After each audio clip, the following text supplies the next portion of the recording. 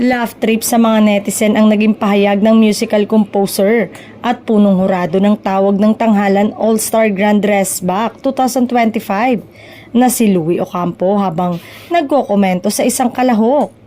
Nagbigay kasi siya ng komento sa isang resbacker na ang ganda raw ng mga kulot at piniling nota.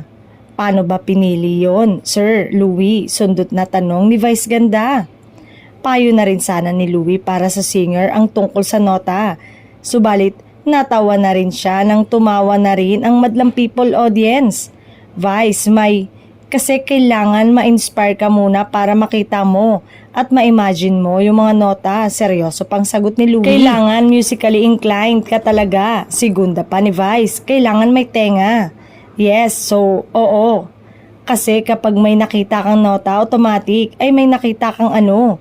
Saan ni Louie, subalit natawa na siya at tila may narealize na sa kanyang sinabi. Maya-maya ay nagpatuloy pa siya at sumeryoso na.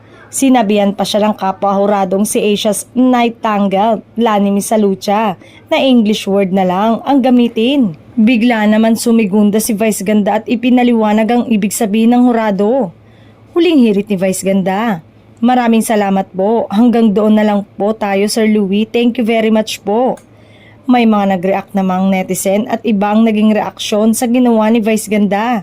Dagdag pa ay mabibigyan na naman sila ng warning ng MTRCB.